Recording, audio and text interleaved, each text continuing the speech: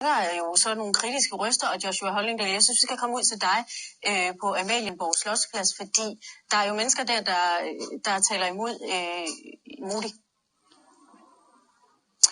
Det er der. Der er en gruppe demonstranter, som har sat så fint op herude på den anden side af Amalienborg Slotsplads. De har fået at vide, at politiet de skulle altså rykke herud på den anden side af de her putterter. Og nu har de sat op her med en masse sko og nogle politiske budskaber på plakaten her.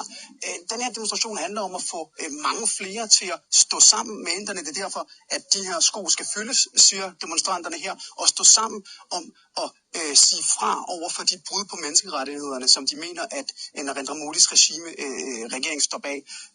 Alina Karla, why are you here demonstrating this evening? Under Prime Minister Modi, India is being pushed to the brink of a genocide. India is no longer a democracy because of him, but an electoral autocracy. And members of his party are calling for genocide, but he is not condemning it. That's why we're protesting.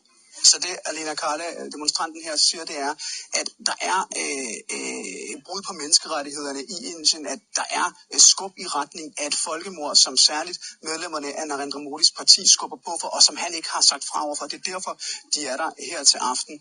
And Alina Karla, you've said that Denmark and other countries shouldn't trade with India in the current situation because of the political situation in Narendra Modi's government, because of the situation in India.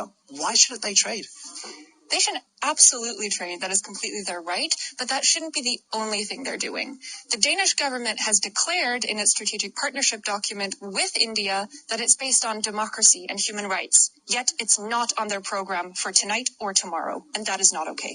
Så det, Alina Karla siger, det er, at man skal handle, hvis man vil. Det er helt fint, men man skal bare tale rigtig meget også om menneskerettigheder. Og det mener demonstranterne herude altså ikke, at den danske regering gør sammen med den indiske på de her 2 dages officielle besøg.